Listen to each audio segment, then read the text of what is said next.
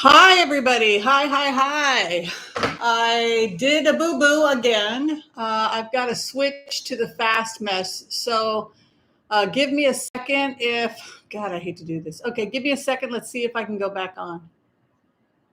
Can everybody see me? Okay, I had to switch to the fast mesh. I hate when that happens. Yes. Yay! Well, welcome to HCRV 1. Welcome to HCRV 1, Heart-Centered Remote Viewing, Class 1 Introduction. How is everybody? You good? So Introduction to HCRV 1 is open to the public.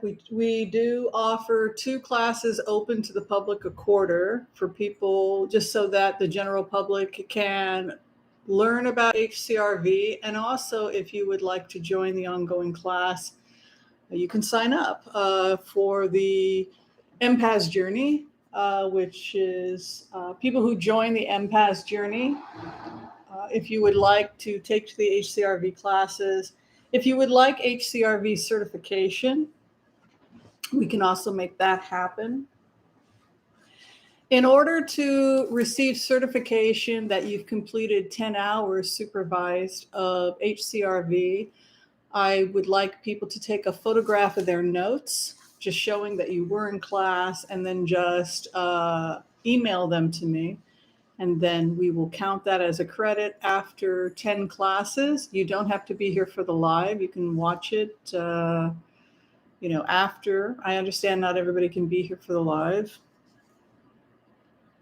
But then after you complete your 10 hours, you'll receive your, your first certification, HCRV. And then if you want to continue on, we have HCRV 2, which is a little bit more advanced. And then finally HCRV 3, which I don't know exactly how we're going to organize that. I need to talk to people who are certified HCRV 2 and see how we're going to do that. But HCRV 3 is, I think, going to be fairly simple. It's more hours, a little bit more complicated, but it's for people who want to teach and get teaching certification. It takes about 30 hours. That's not too bad, right?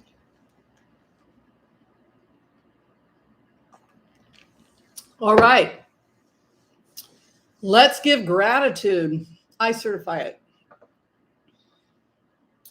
And you can retake the class as many times as you want to, just like if you're doing Hands of Light or if you're doing core energetics, healing touch therapy, for example. If you've ever taken a healing touch therapy, a lot of nurses have, you can repeat.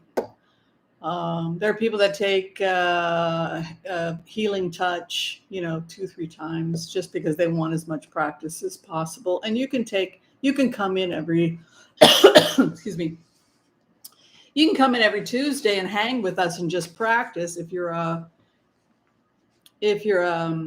empath and you just need practice with colleagues, you can just, even after you're certified, a lot of the people that are here tonight are already certified practitioners. They just really want to keep their practice schedule up. So they come in once a week just because they want to practice. Practice makes perfect. And practicing by yourself is great, but it's better if you can practice with somebody guiding you. Every time I sit here, my nose runs. It's so frustrating. I apologize. I got to grab tissue for my nose.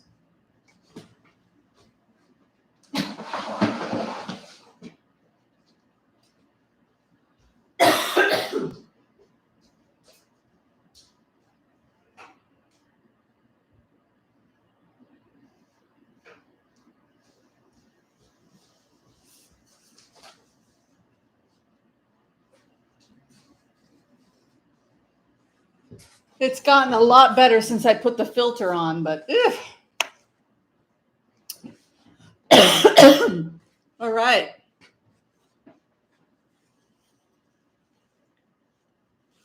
No coughing all day. Took my Allegra, but I sit here. I pushed it back, so I should be fine. Amila's cat toy. Okay, I just want to say hello to everybody who's here before we get started.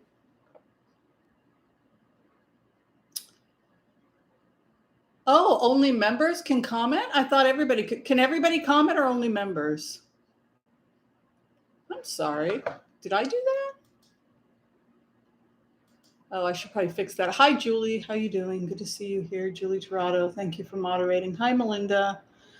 Hi, Miss Brazil. No, everybody seems to be able to chat. Hi, Dana. Good to see you. Sue Malik is here.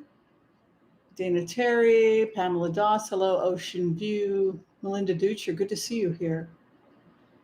Cartomancy Mesquite, welcome. Okay, I think let's go ahead and get started. Did anybody have any questions or announcements they needed to make to the group before we start the class?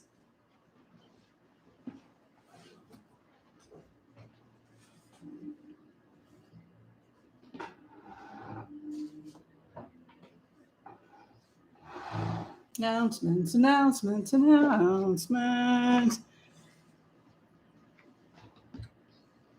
No? Yes, sort of.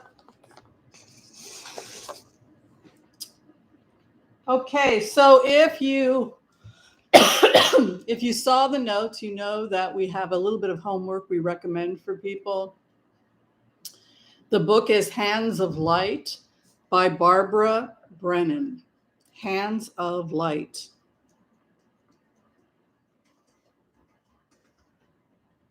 And it's by Barbara Brennan, and that is our study book.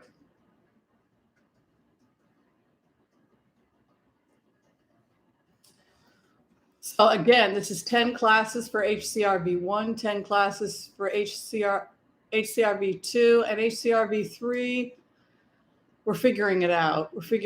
That's for the teachers. Okay.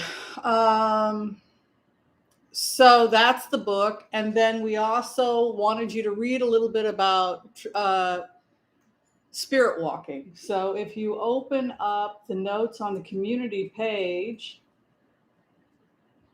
if you had looked at the comments section, one of the comments was the link because people were having trouble finding the link.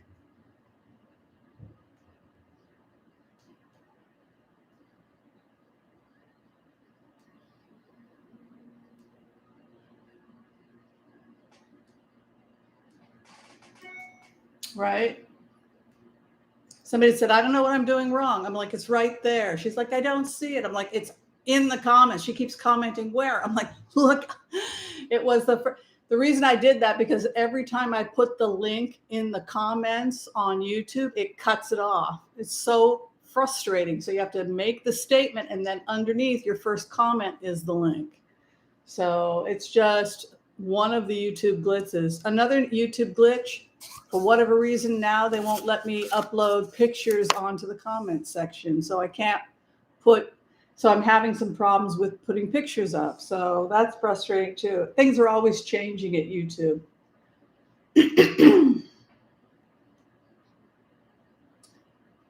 All right, so the article, let me see if I can find it.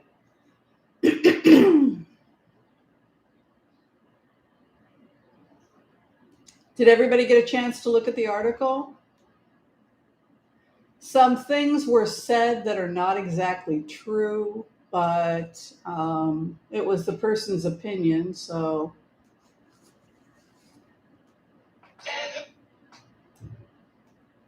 That is what it is.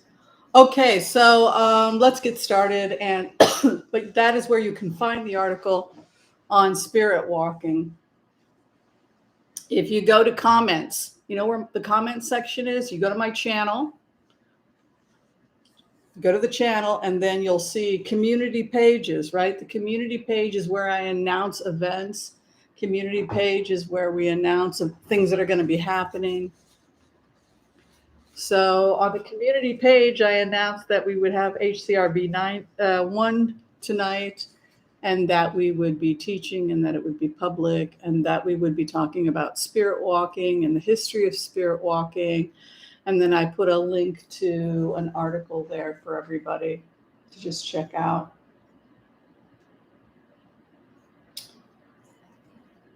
So let me see if I can go ahead and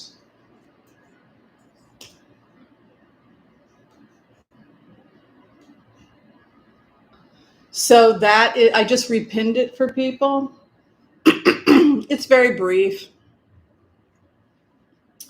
But the reason I wanted people to take a look at that is so that people could learn a little bit about the history of heart-centered remote viewing, a little bit of history about how different cultures throughout the world use remote viewing, what the function of remote viewing is from a cultural perspective, depending upon who it is, which culture is using the remote viewing.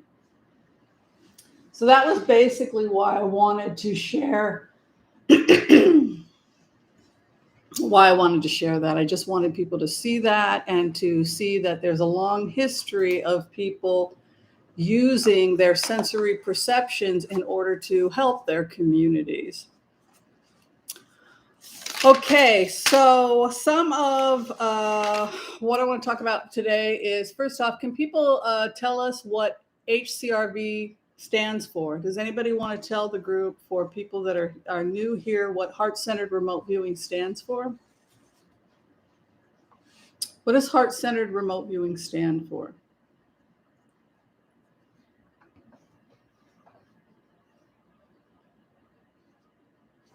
Anybody want to share? Co-teach?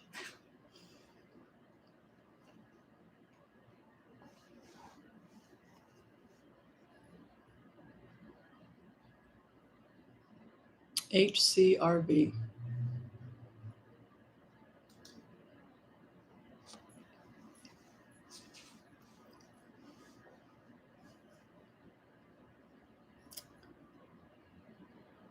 Who wants to teach the group what HCRV stands for?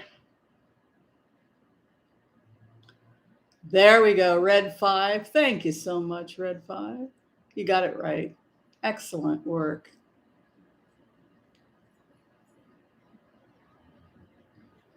Very good, very good. It stands for heart-centered remote viewing. Heart-centered remote viewing.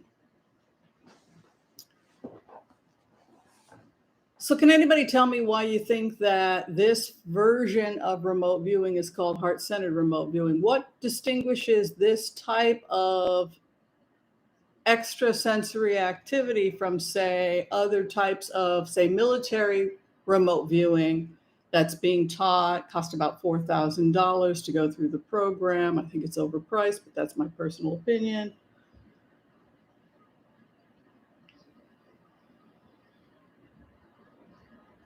It's a different system, right?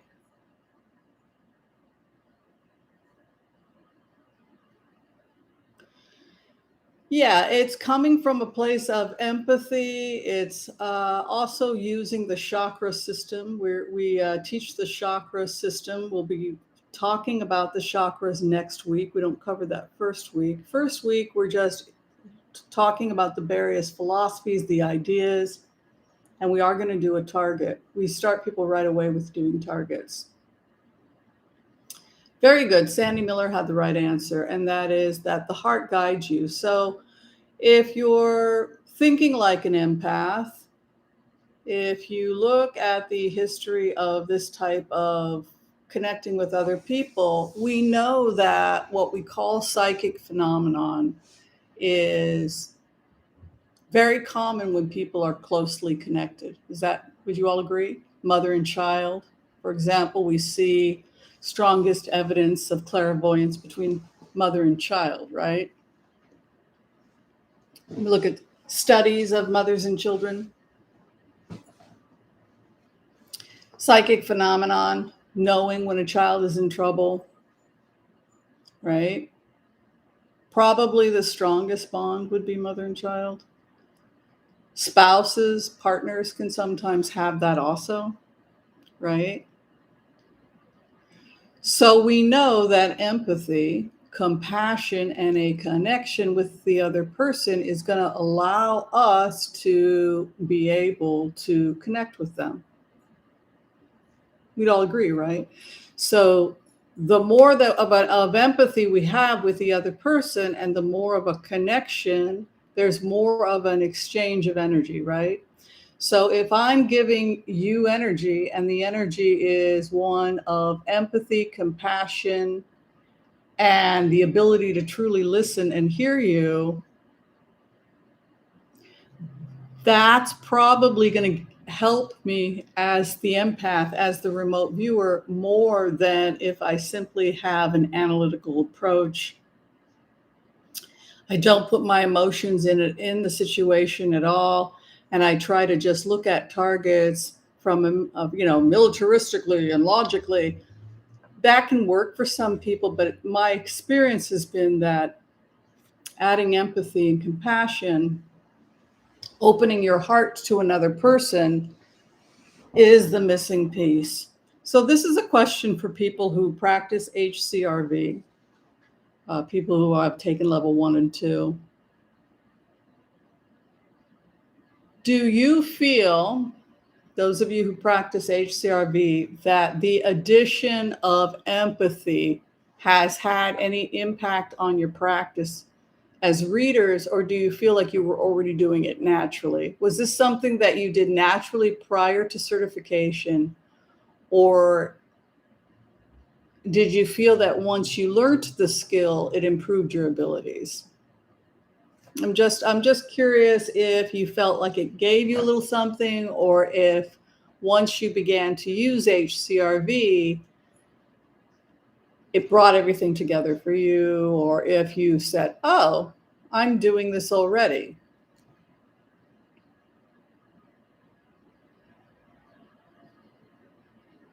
Good, Melinda. Yeah, I tend to find that because it is natural, that most people will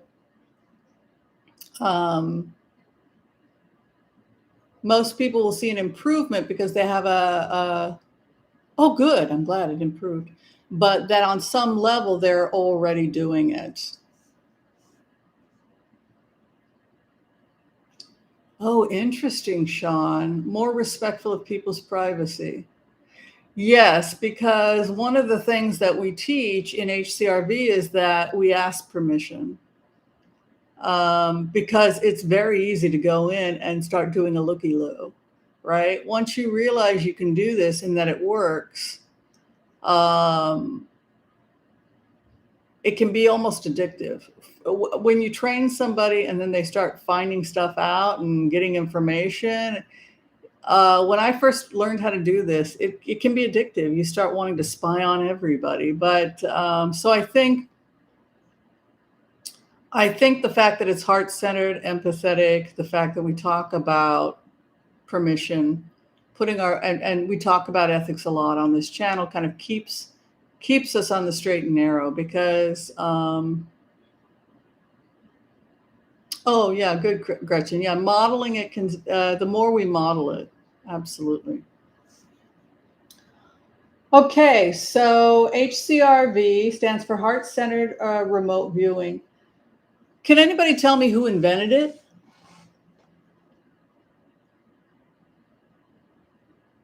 Who invented heart-centered remote viewing? Who was the founder and the inventor?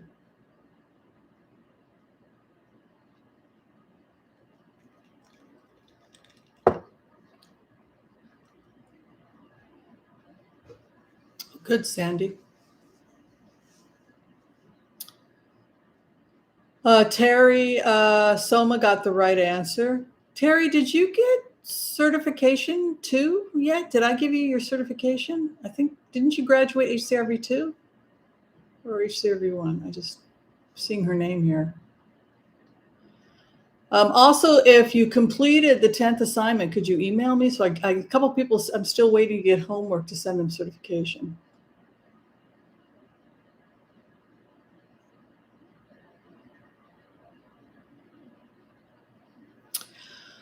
Okay, so the right answer came from Terry Soma. Very good, Terry. Nobody invented heart-centered remote viewing. Why do we say that nobody invented it? Wouldn't it be great if I could say I invented it? Ego. I'm an Aries. I would love to claim that. I'm always got to watch that ego, that Aries ego, right?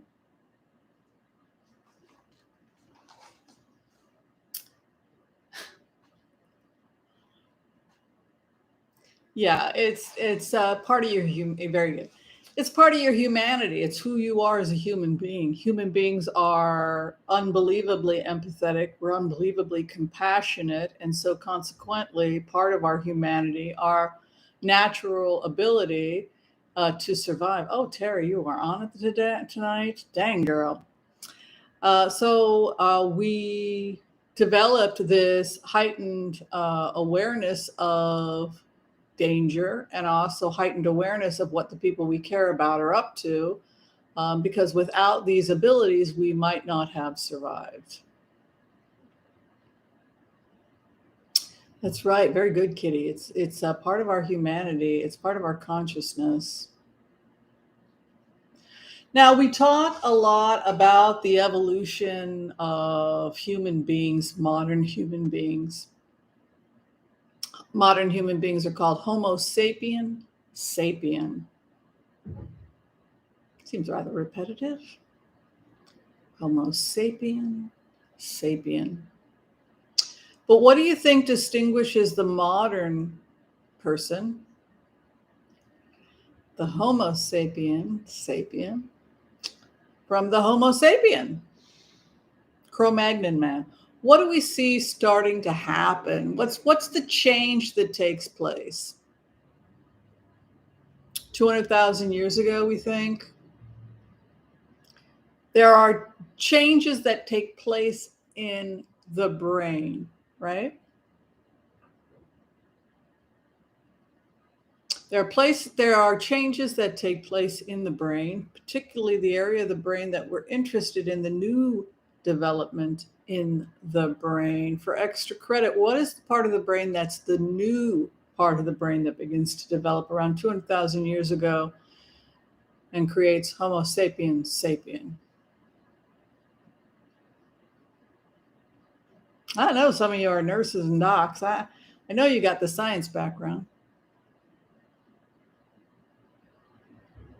Yes, the pineal gland starts to experience 24 hours, right? And we start sleeping at night. We're no longer nomad. We're not predators. We sleep at night, right? That's definitely true. But Gretchen Williams gets the right answer. We develop a frontal cortex and we develop a prefrontal cortex. The prefrontal cortex and the frontal lobe or frontal cortex gives us the ability to see the consequences of our actions. And the brain takes a while to develop it. It's the last part of a brain that develops, right? This is why we have juvenile laws versus adult laws, right? This is why we don't want to charge somebody as an adult until their brain is fully formed. And which part of the brain are we the most concerned about? The prefrontal and the frontal cortex. Why? What happens if you don't develop a prefrontal cortex properly? What happens if you have frontal lobe damage? Frontal lobe damage due to, say, a car accident or something like that, or you have poorly developed prefrontal cortex. What's going to happen? See, Lama Bryant wants to get that extra cookie. Psychopathy, right? If I don't have any understanding that there are consequences for my actions, I can pretty much do whatever I like, right? Because I have no understanding that there are consequences, right? I just keep doing it. If I tell a psychopath in an experiment, do this and you're going to get an electric shock, every time you take that delicious cookie or whatever, in research, the psychopath is unteachable. Research out of Canada. They'll keep taking the cookie, they'll keep getting shocked and then be shocked that they're being shocked. Even though they know that every time they take the cookie, they will be shocked. And then they get shocked again. Oh my God, it's like Homer Simpson. I'm being shocked. I guess I'll go get another cookie. Oh my God, I'm being shocked. Psychopaths not only don't understand that there are consequences for their actions, but they appear not to be teachable because that part of the brain is not developed, the prefrontal cortex. So what do we think happens to Homo sapiens sapien about 200,000 years ago when this new brain starts to form? First off, where is this happening? Where in the world is this awakening, this new brain happening? Where is this? Where is this new human being formed?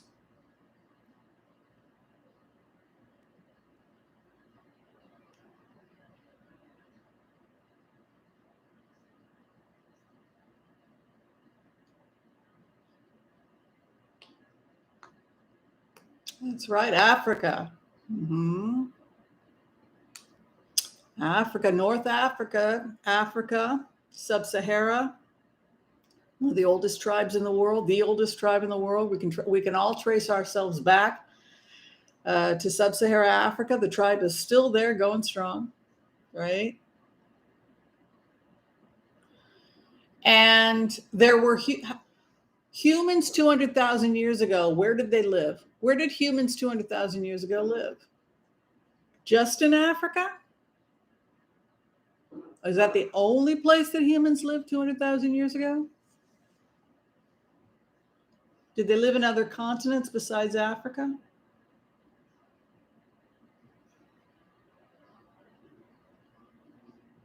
Homo erectus, early pre-human hominids, did they make it to Europe?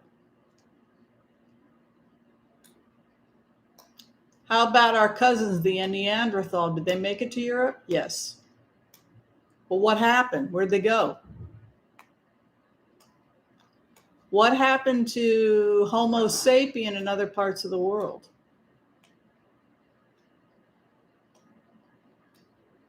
They went extinct, right? Something goes wrong, right? They don't make it. So Homo sapien goes extinct everywhere. He doesn't make it. She doesn't make it. She doesn't make it in Europe. She doesn't make it anywhere. But there's one tribe that makes it, right? There's one tribe that makes it in Sub-Sahara Africa 200,000 years ago, right? What did they have that no other tribe had? What do they figure out? Come on. You love John Nash.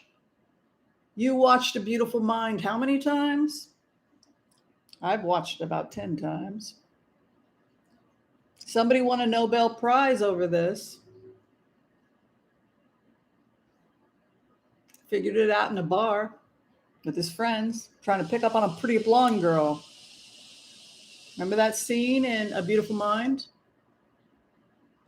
Won him the Nobel Prize. John Nash. Very good, Cartomancy Mesquite. They learned cooperation and alcohol. Very good, Red 5. They learned to cooperate. How did they cooperate? What did they develop?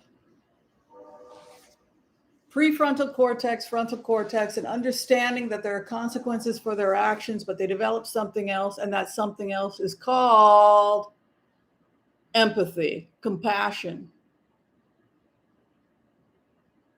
I care about you so much that if you go missing, the troop has to go find you. We're all in this together. There's 18 of us. We think that this early tribe was down to about 18 humans. It was down to 18 people. Homo sapiens, we're going to go extinct all over the world. We're down to 18 people. Think about that. We can't keep killing one another, right? We can't keep making war. We're here again, by the way, energetically. We're right back at the same place. We can't keep fighting dog eat dog. We either are going to work together and create an oasis, heaven on earth, or we're going to go extinct. So what did they decide to do? They created an oasis, right? They cooperated. They developed their empathy and their capacity to love and sense and feel the needs of one another. And together they survived. And from that emerged the new human. And that new human was Homo sapiens sapien 200,000 years ago. And that was the point that John Nash was making, that something in the mathematical calculation changes. And that something that changes is cooperation and empathy. All right, great job, everybody. Okay, so throughout the world, human beings, this tribe then goes out and it travels the world, it expands, right? It migrates, the tribe parts move on to Europe, Asia, et cetera, et cetera, et cetera. But what do humans, Homo sapiens sapien, what do they hold on to? What's the thing that they hold on to, no matter where they are in the world, that is part of our heritage, your heritage, my heritage? Cooperation, empathy.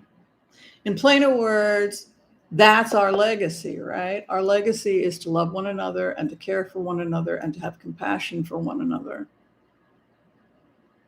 And anything that deviates from that is, we know, going to lead to extinction. Cooperation and empathy leads to survival and evolution, and dog eat dog actually leads to extinction. John Nash was right. We changed the equation, right? We used to think it was just all about dog eat dog. But dog eat dog is actually how you wipe humans off the map, right? You've got to have empathy, cooperation, working together, thinking about the consequences of our actions. Okay, very good. All right, so we know that different cultures throughout the world worked together to cooperate and develop empathy so that they could create a cooperation and a cohesive culture, a cohesive community. Is that correct? We all understand that, right?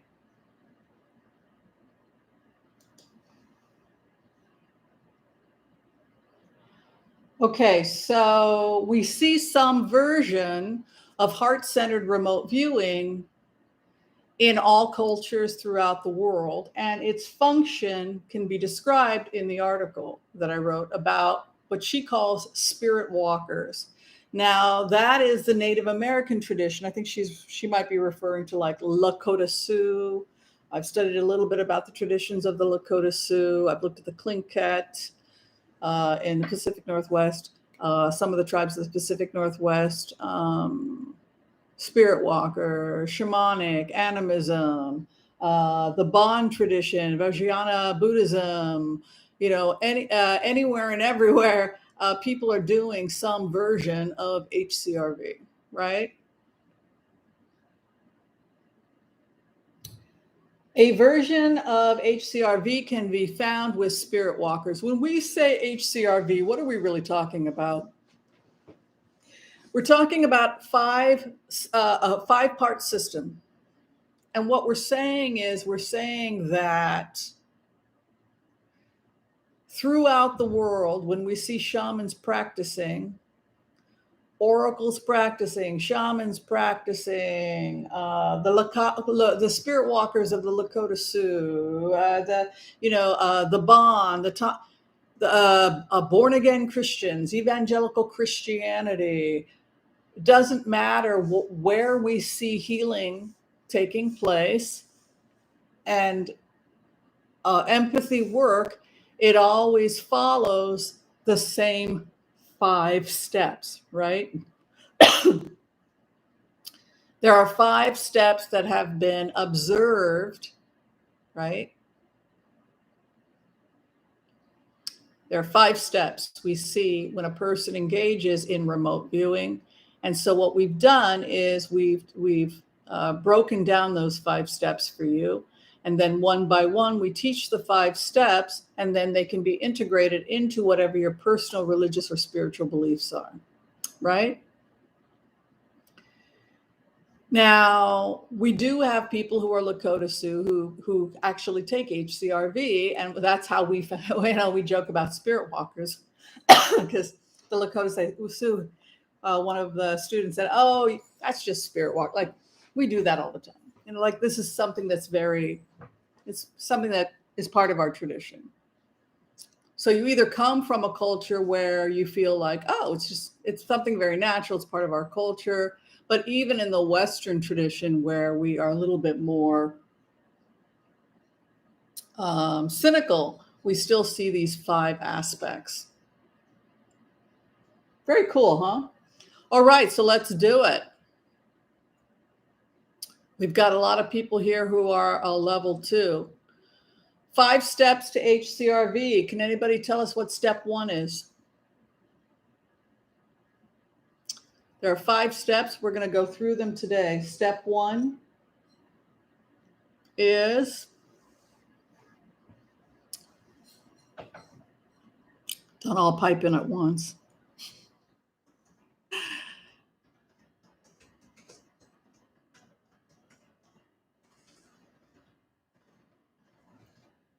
You're making me second guess those certificates I gave you guys. I'm just teasing you. Oh, Terry. See, Terry's the star. Terry, will you be my new TA since you're getting all the questions right? Another T, that would be great. It'd be another TA with the name Terry. All right, number 1 is set and setting. What do we mean? What do we mean when we say set and setting? Before you do this work, cartomancy, I knew I could count on you. What are we going to need? What do I need in my set and setting? I want to be a trance medium. Gosh darn it. Wow, I've come to this class. Dr. Whimsy is going to teach me. And you say the first thing I got to do is set and setting. What does that mean? I'm ready to go. I want to be a trance medium. Make it happen.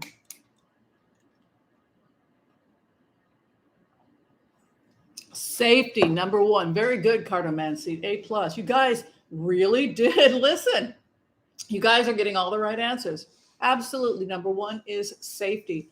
Safety is your number 1 priority.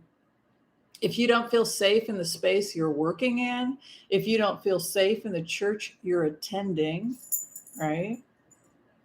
You going to do a bunch of good work? Probably not. You really, before anything else, if you're going to do spiritual work, Mila, I love you, but you are setting me off. Mila, you see the teeth. She's making me sneeze. So set and setting. Clear your space. I like to have my room be clean. You want to get your fetish objects. If you use ritual objects, honey, I'm having a real reaction. I love you, but she's shedding so bad right now. All right. So you want to be safe. You want to make sure the door is locked. You're not going to be disturbed by anybody. You're not going to have anybody laughing at you or making fun. You're not going to have a person there not supporting the work. Just like when you go to a church, you want to feel comfortable at the church because the church service is the 5 steps. Y'all know that, right? Everybody knows that this church service is built on the 5 steps. Right? Number 1, you show up to a very nice space, right? Safe. Unfortunately, right, it's not always safe because now we have crazy people going into churches harassing people, but the idea is that you should feel safe where you worship. Mila, can you please come down? Never mind. And you also want to get ready in your space for the things that are going to help you enter into the trance state, right? So churches may have some incense, frankincense, and myrrh, right? Incense can help, burning a nice scent that you equate with the trance state. That can be part of the set and setting. True, Lama. Incense, candles, choir music, singing, mantras, right? Where I grew up, it was Shabbat Shalom, Shabbat Shalom, Shabbat Shabbat. We would sing Shabbos songs. We'd light the Shabbos candles, right? And you get into a certain kind of spiritual state, right?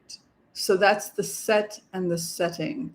We want to have a space where we feel safe, where we are going to be undisturbed, where we have objects. The objects are there that are going to help us get into a trance state.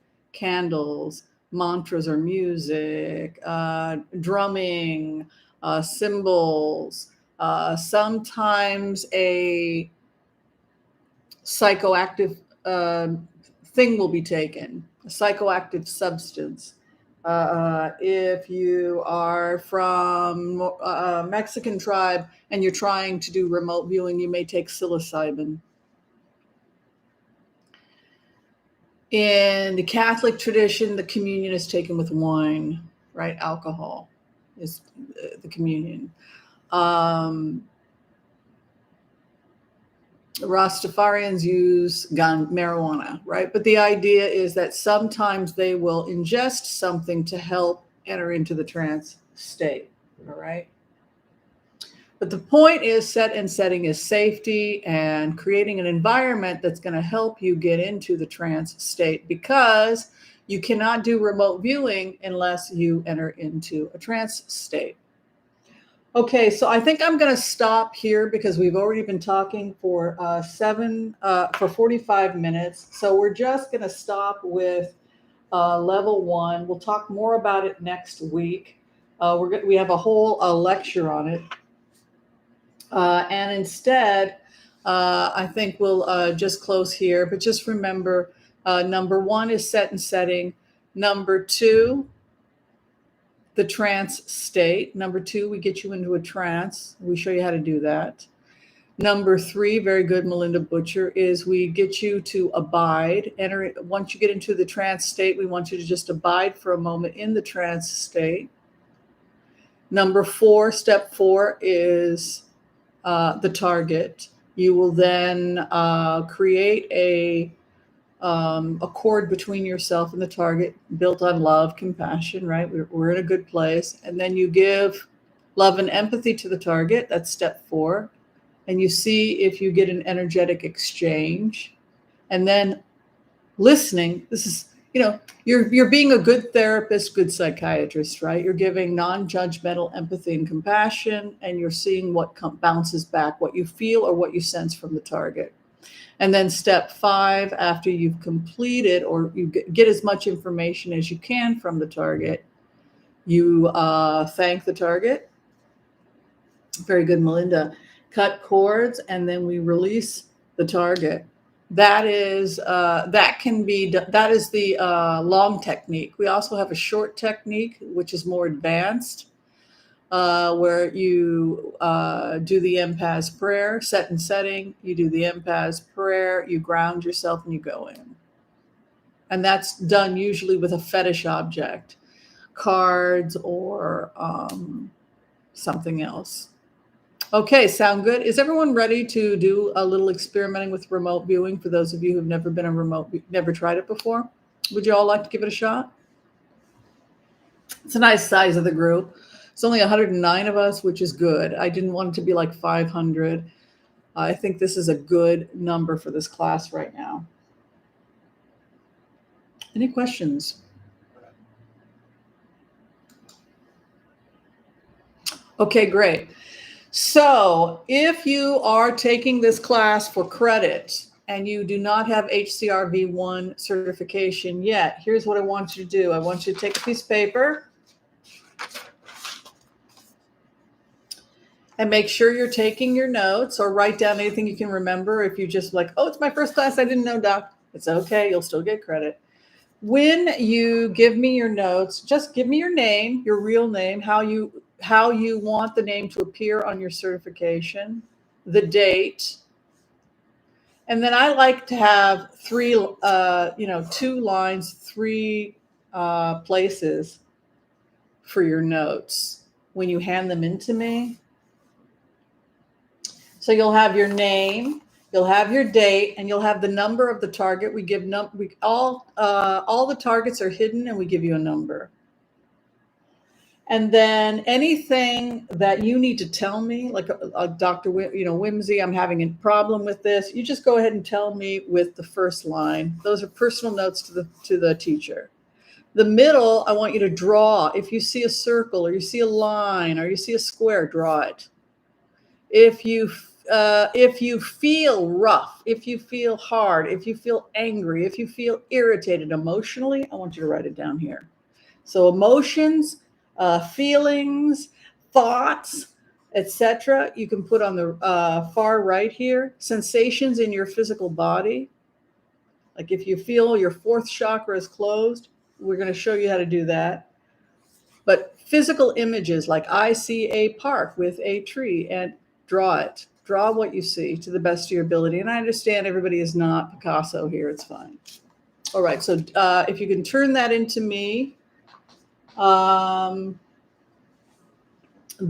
we will start to keep track and give you credit for that. Okay, so let's get started. The target today is, I know a lot of you are already certified. You're here just because you just desperately want to get target practice. And I do that too. I'm more than happy to just do target all day long. I love it because it just, particularly if somebody else is directing me, like if I have somebody guiding me, it can be really helpful. Okay, I do much better when somebody is directing me than if I got to go in by myself, just personally.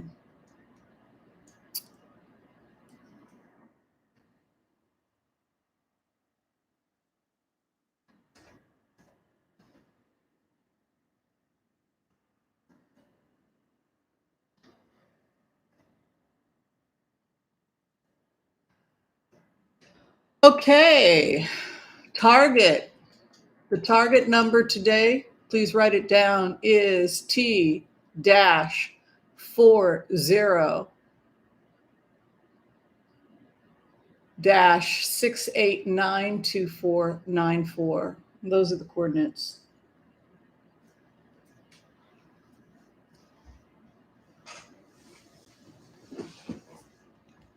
Okay, let's get ourselves comfortable. Make sure the door is locked. Make sure you're safe. You've got a comfortable setting. Maybe some nice mantra music playing in the background. Anything that's going to help you get into a trance state. Go ahead and close our eyes. The first thing we always like to do is to just take a couple deep breaths and get ourselves to just let the stress go. Just take a couple deep breaths in and out. In and out. Just let all the stress go.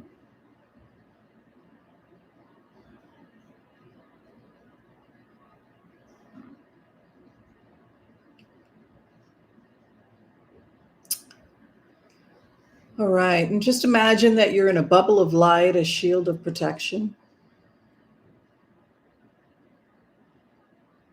Beautiful bubble of light, a shield of protection. And imagine some beautiful golden rays all around that protecting you, just shining this beautiful gold. A white light, a shield of protection. Very safe, you're very comfortable in your beautiful white light, your beautiful shield of protection. And now I just want you to imagine that as you're sitting there, you're growing roots out of your hands, out of your feet, out of your bottom, your coccyx. And those roots are going deep into the earth.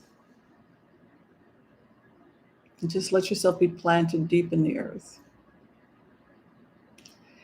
And then I want you to imagine all this beautiful, healing, loving energy from Gaia coming up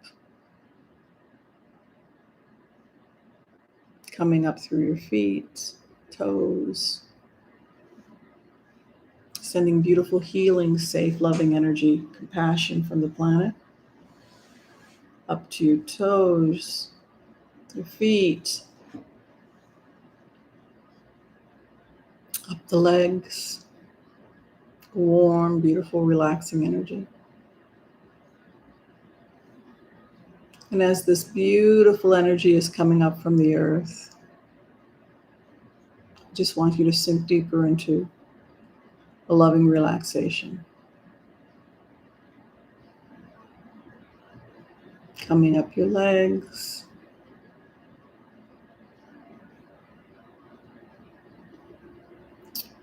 rising up the body, up the belly. Just relax into this beautiful healing energy.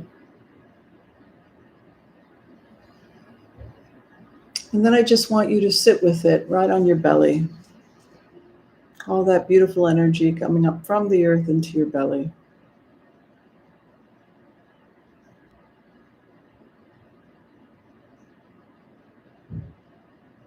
And then imagine it rising to your heart, sending loving healing all the way to the heart.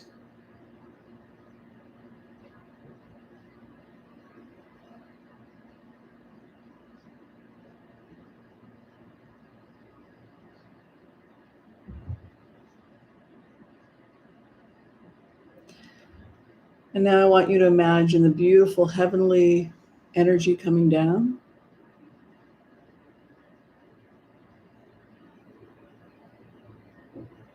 And bathing you with beautiful white light. Starting with the crown.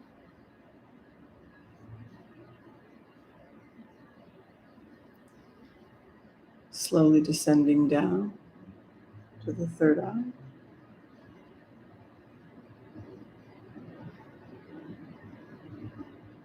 To the throat.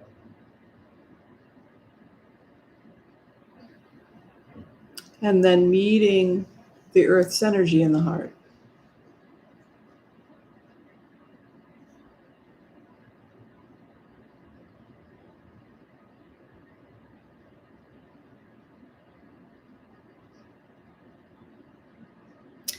And just abide there in that nice energy.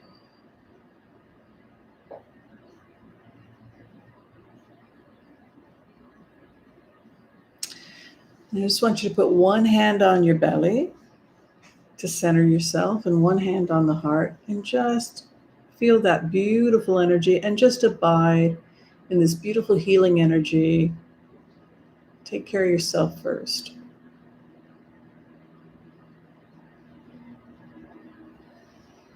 And sink deeper into the relaxation of the trance.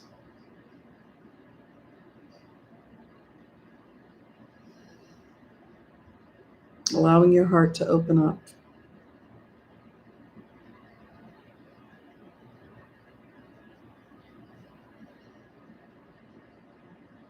And then I want you to take this love and compassion,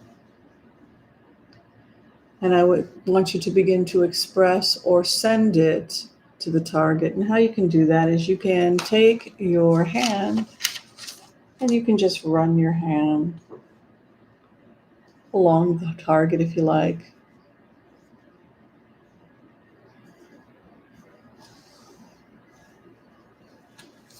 And if you feel like you're getting disoriented or anything, you can just go back to abiding in love from the heart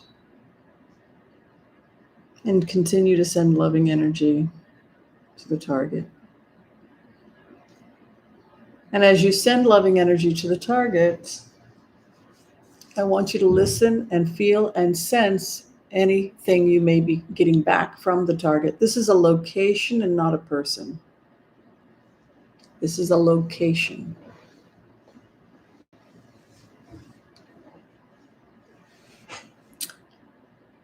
As you send love and compassion to this location, I want you to describe if you feel safe in this location or not safe in this location.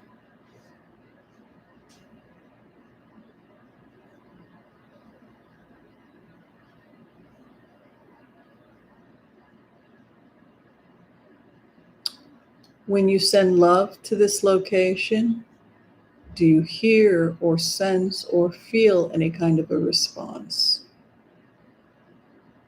Okay. If you felt not safe, why did you not feel safe? Did you feel physical danger, emotional danger? When you abide with this target or send love to this target, do you have any thoughts or images cross your mind about anything you may see? Do you feel or sense a change in temperature? Do you feel or sense anything from the location? A cold location, a warm location, a dry location, a wet location. Any sensations that you're physically feeling in your body. As you send love and abide with this location, you may also ask questions of the location. What are you? Also try and see if you can't connect with another person or being that may be at the location that could theoretically explain where you're at. So that sometimes when we're lost, we can and we don't know where we are, we go into the remote and then we go to the location and we ask, where am I? Where am I? And we can sometimes get a response from either an energy at the location. Cold and windy. Mm-hmm. Okay. Are you in a city? Or are you in the country? What does it look like? Are you in a building? Or are you out in the open?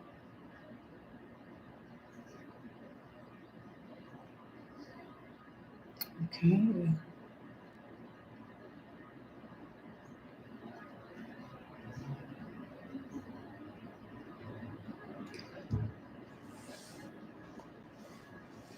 If you see colors, write them down. Textures, write them down. Odd thoughts that enter your mind, even if they're fragments and make no sense. A passing thought. I want you to write everything down.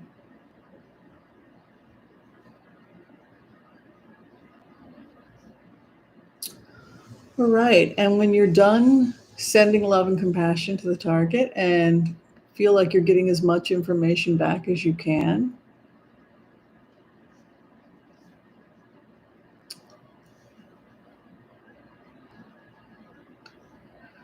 we're going to go ahead and now move on to step 5. You can thank the target.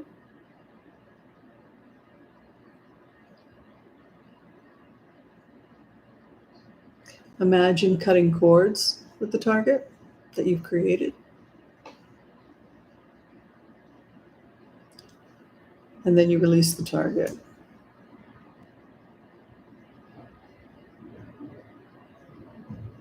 anybody want to share their experiences? How you felt about that?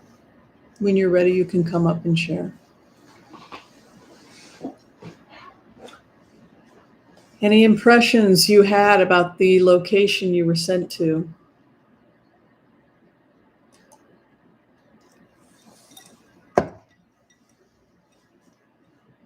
What kind of temperature did you get? Were you sent to a hot location or a cold location?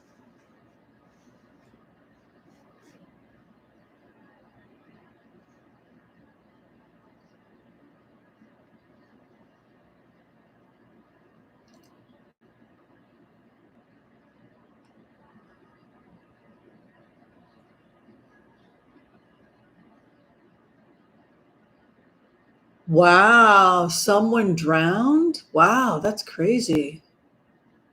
So you spoke to the victim, Gretchen. Is that how you got in?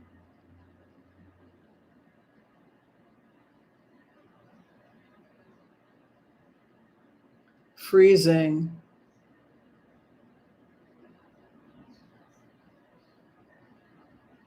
Oh, interesting.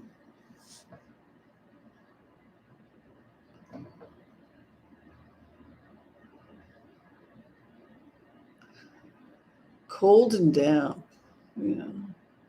Okay, the location was the Statue of Liberty in New York City, which is cold, damp, windy, very windy. It's extremely windy. I don't know why anyone ever goes there. I'm sorry, but it's not a pleasant big place to go. Um, so Lama Bryant got it right. Freezing. Yes, it is freezing. It is windy. It is cold. It is wet. I mean, and also energetically terrifying. I mean, imagine. Um, it's probably the first thing you see as you're coming into Ellis Island, right? Is the immigrants saw that. Um, but there's a lot of intense energy there. All the people that have been there, and yeah. So, and I hear it's kind of scary too. It used to, what were they saying when they gave it a bath? This is one dirty girl, but there was like graffiti, and it was kind of had become a dangerous neighborhood, and it had become sleazy, and people were scared to go there, and it was cold and wet and rainy. And so it doesn't surprise me that that was the feeling that people had when they went to the Statue of Liberty. It's beautiful to look at physically, but as a location, it's really not a very pleasant place to visit. It isn't. So, okay. So that completes HCRV 1. If you are wanting to take the class, just make sure to join at the MPAS level. Be sure and take a picture and turn in your homework, and I will see you back here Tuesday at 7 p.m. for class number 2. If you are here for HCRV 2, we're going to be starting in just a minute. We do have a target, and we're going to be going into more advanced work. If you want to get HCRV 3, make sure to take notes of everything, and I'll give you credit for HCRV 3. And then the final for HCRV 3 is probably going to be just a private Zoom with the teachers. We're going to do some private meetings. If you are getting HCRV training, let me know. Take notes of everything, and then we can. I'll privately meet with you for your teaching certification. I know, it's exciting. Okay, so if you need to use the restroom or take off, I totally get it. If you want to stick around and see what the advanced students are doing, I don't think they would mind you seeing that. Who here got really close with the Statue of Liberty?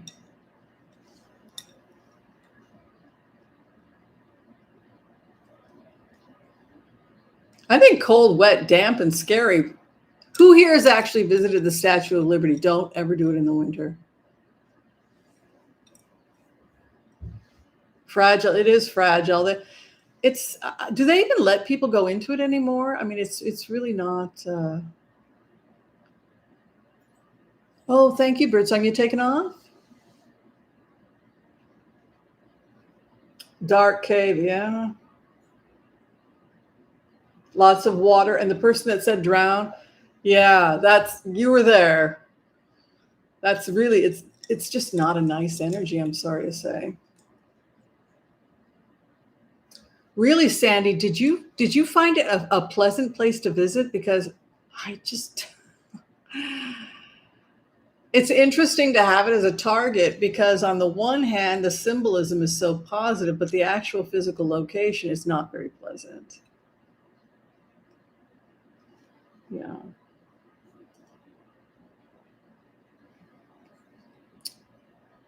Oh, the uniform guard said, "You're safe here." Well, sort of. I mean, it is fragile.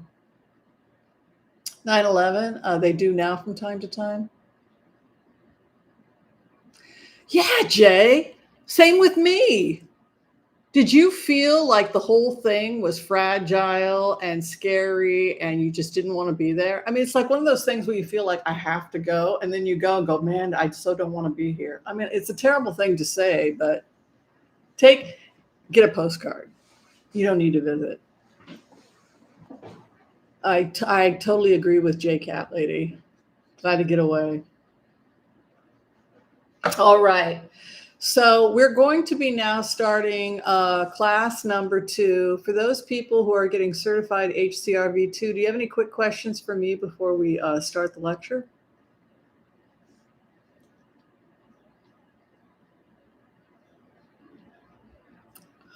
Okay, so one of the things we're going to be talking about today has to do with the fact, yeah, the same thing happened to me. Yeah. Yeah, it's just something about the space.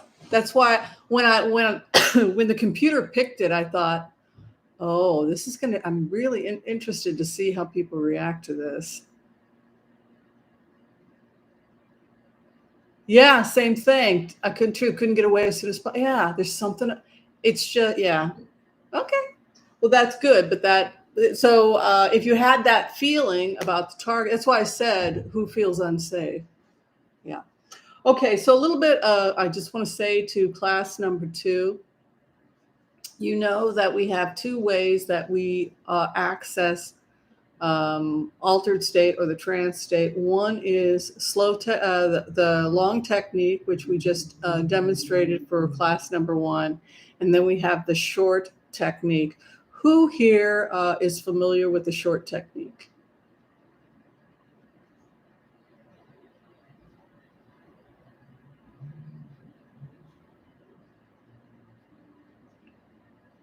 Anyone here had a chance to try this quick technique? The quick technique, I would say, hands down, the maestro of the quick technique is Sheila of Celtic Tarot. She has a gift. So quick technique is when you ground yourself, you feel yourself in your body, you feel you're grounded, you connect with the target, usually using a fetish object like tarot cards. And once the connection is established through the fetish object, you get the information. Or if you don't use the fetish object, you can just go into your center, focus on the target, and then you get. In the case of somebody like Sheila, Celtic Tarot, I think she has done so many thousands of targets that's why she's fast. Boom. It just goes back to that whole thing. How do you get to Carnegie Hall? Practice, practice, practice. The more you do it, the more you'll start to get the feeling. When you are on the target, you're like, I'm in. It becomes something that's very natural. You'll lock on the target, you'll feel it, and then you'll start to get the download. You'll start to get the info. It's just practice. The other thing I would say is the other thing that happens for people who are level 2 is that you may want to work with more than one target at the same time. So say, for example, somebody hires you and says, I need you to find out what my competitor is up to. I think they stole some of my patent or something like that, then what you have to do in that case is you can go down, get their information. But while you're down there in the trance state and you're looking around at the Akashic records or whatever information you're able to get, you don't have to cut cords. You can keep the line open and you can go and look at other targets. And then when you've completed your work and you come up, then you can do step 5. You don't have to come. In fact, it would be preferable if you didn't, because once you come up and cut cords, it's going to be hard for you to go back down into the trance state. So my advice to you, this is for level 2, is that if you're in and you've got multiple targets, stay down, stay in, complete your work, complete your questions. The other thing that's going to happen to you is that sometimes you'll go in, your customer will say, I need you to go check ABC, and you can't get in. What are you going to do if you can't get in? You can't get into the target. What are you going to do?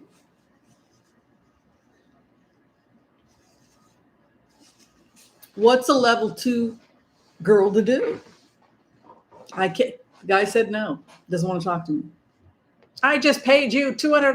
What do you mean he's not going to talk to you? He doesn't want to talk to me. What do you do? I need that information. You're in the trance state. You go to the target says no. Take a break.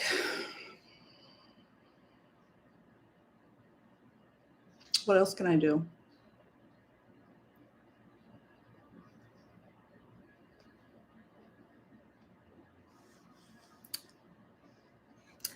Ooh, Melinda, you are a naughty, naughty girl. Does the target have a wife? Right? Does the target have mistress? Secretary? Somebody with a conscience who wants to tell me what's up? Right. Divorces, I used to joke, I don't take divorces. I take divorces. I take divorces all the time. But what's the rule about a divorce, by the way?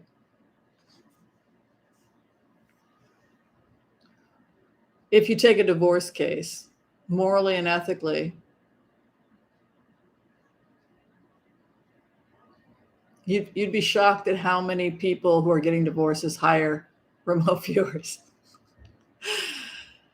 I'm working on a few cases right now.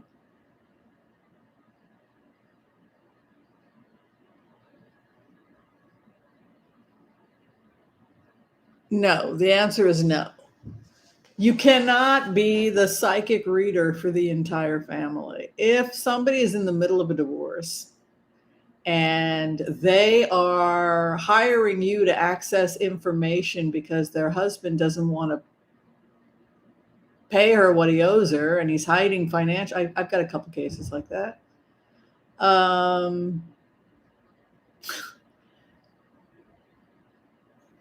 It would probably be inappropriate for me to then call the husband and say, hey, well, you want to hire me too? And then you can spy on her.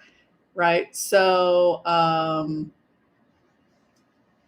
that's why we say ethically you can't. So those are the couple things I want to talk about. Is you don't have to keep coming up. Yes, you can travel. You can be down for an hour, however long you need to. But then when you come up, you have to do step 5. What happens? Again, this is for group 2. What happens if you don't do step 5 and you're just loving on the target and then you just fall asleep? Anybody ever done that? I've done that.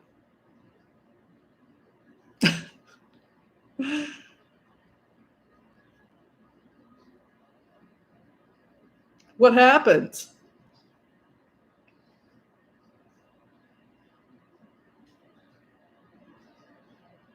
You didn't cut the cord, right?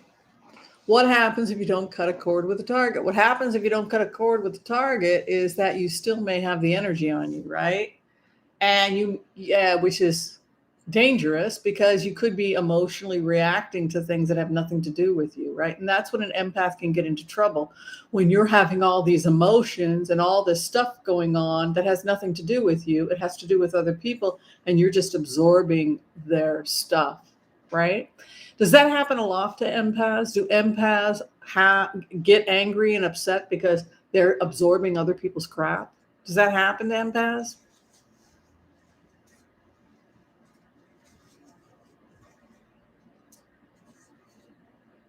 Right. So that's why step 5 is really, really important. It's like I had a guide, my friend Francis, who we went on a vacation together, and she was guiding me. I did a series of remote viewings. It was great. It was the Oregon coast. It was beautiful. I had a friend being my guide, so I was able to do some fun stuff. But I was working till 2 in the morning. We were doing a lot of deep work, and then I just wanted to go to sleep. And I kind of I dozed off during the remote, and my friend actually nudged me and said, "No, you've got to wake. You haven't closed your work," because she knew that if I didn't do step 5 and close, I was going to be in a really weird state the next day. So it's really important to do step 5 and to really have that process where you're separating yourself uh, between yourself and the target, so that you have those healthy boundaries, right? Okay, I promised everybody I would get you out of here by 8:30, so let's do this. Shea Stadium was going to be the target. It's an open target. Let's do this. So T 40. Targets are open usually for HCRV2, just to let you guys know. 755 6563. I think I'm spelling this right. Shea Stadium was the target.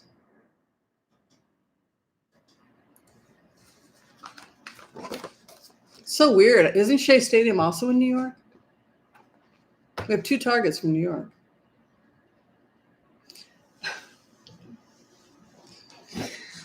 Okay, so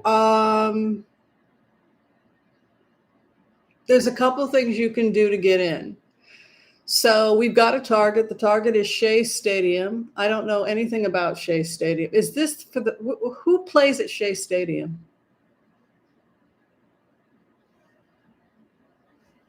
See, I'm just terrible. Is this the Mets? Is it the Mets that play at Shea Stadium? I don't know.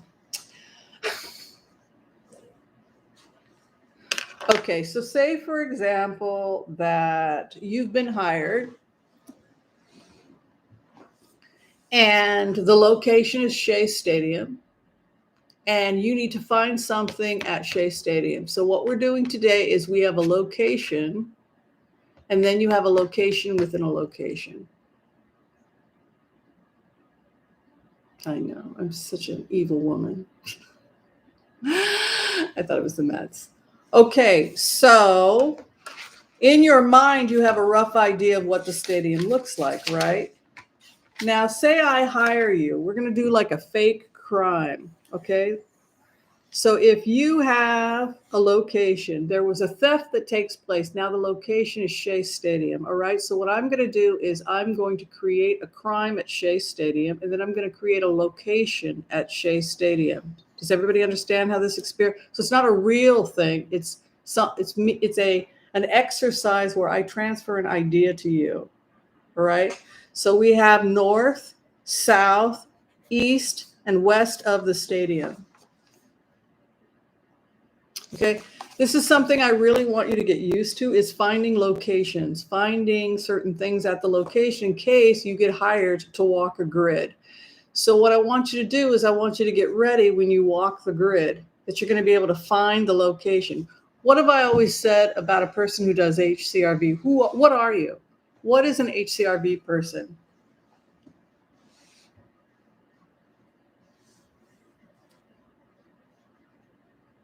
they're a bloodhound, right? They're bloodhound, right? They're psychic bloodhound. You go and you figure things out, right? So a crime's been committed, an imaginary crime has been committed, and in this imaginary crime, a woman's purse has been stolen. Okay. So what I want you guys to do is the crime took place at, we're saying the crime took place at Shea Stadium. And your job is to figure out where in the stadium did the purse get stolen, and which direction did the culprit flee? Okay. You guys get how this is going to work? Okay. Let's do it. All right. Hey, you guys. My wife's purse got stolen at Shea Stadium on Tuesday night. I need you to go find out where the purse was stolen in the stadium, and what the direction of the thief went. All right, let's do it. All right, everybody, close your eyes.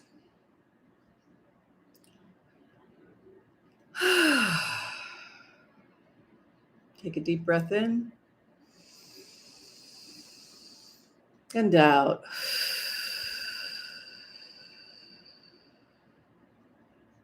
Take a deep breath in and out. We're going to do the quick technique. You're in a bubble of light, a shield of protection.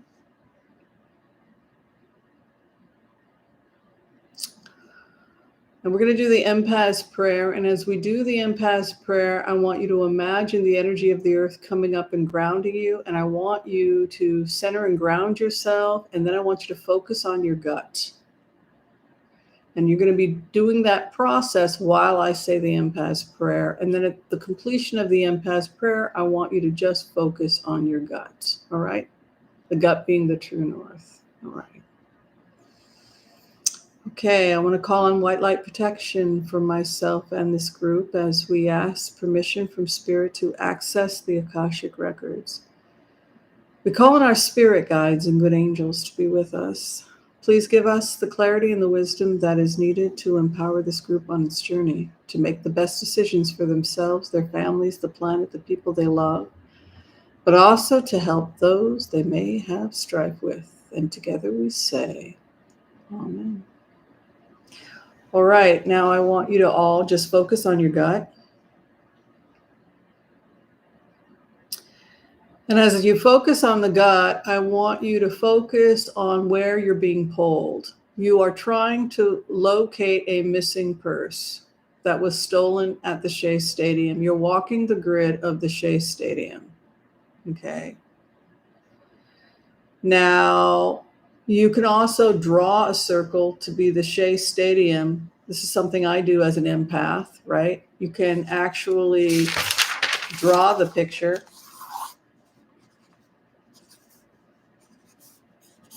And then when you go into your core, your gut, I want you to see where you're pulled. Are you pulled to the left? You pulled to the right? Where's the purse? Where's the purse? Where does your gut take you? Does it take you to the right? Does it take you to the left? Does it take you above to north, down to south? Okay.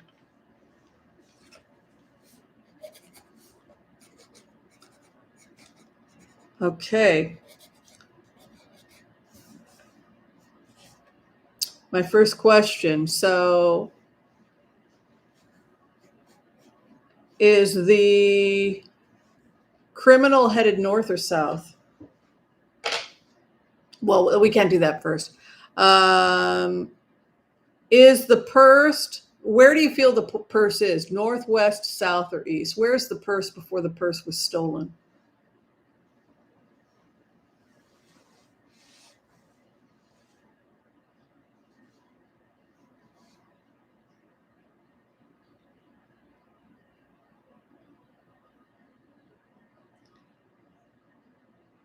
Oh, Martha.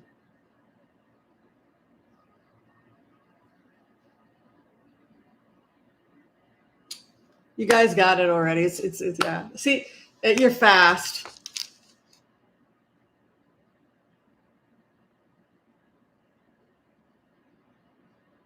Good job, Martha. So the reason why I do those types of experiments, yeah, it was east, go to the back, and then go north. The reason why I want to do those experiments with people is because people get shocked by them, right? They get a little shocked. They think, well, it shouldn't be that easy. But when you use these kinds of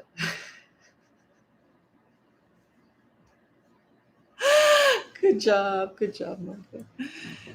Yeah. See, now what you were connecting with is what do we call the gut? What's that technique called? The quick technique. What's the gut called? Those of you who are level 2. What do we call it?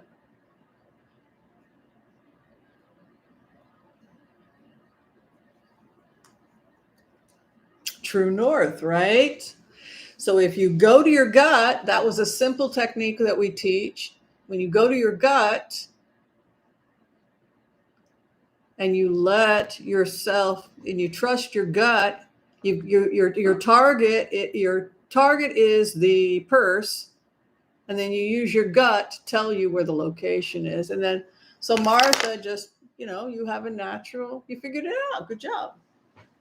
Anybody else want to share? Did anybody else get close?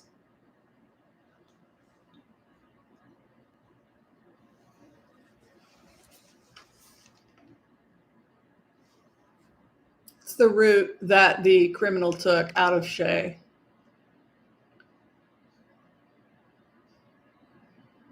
How many people got it right?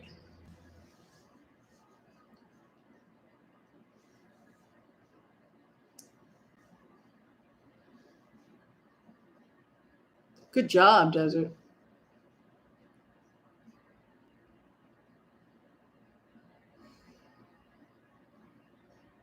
What floor were you on?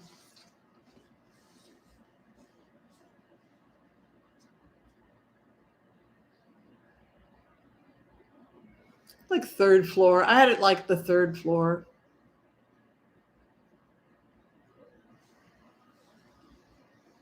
Yeah, bathrooms are on lower level. I had lower level. I had the lower level. Great job, everybody. So we're going to do more of those kinds of experiments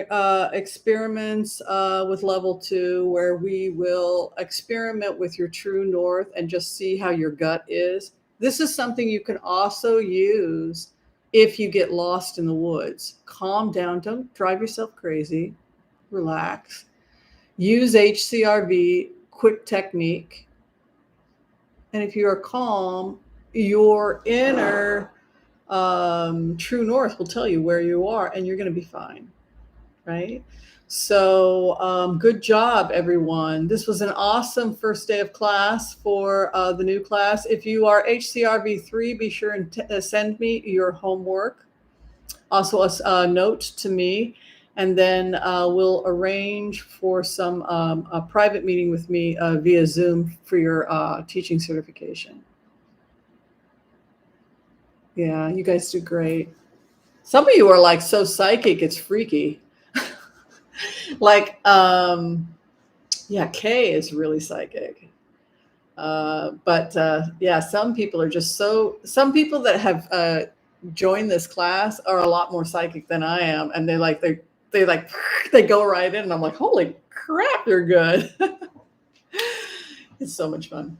All right. Love and light, everybody. This was so nice. I really enjoyed working with everybody. And I will see you next week. If you decide to join us, I hope you'll join us. That would be great. All right. Love and light, everybody. You did awesome. Particularly those of you who it was your first time. Great job. And I'll see you next week for this class. I guess I'll see you also Sunday for the Blitz. Thank you so much. Terry Soma, great job. Melinda, awesome. Jay, Cat Lady, pretty impressive. You did get it, Diana. Great.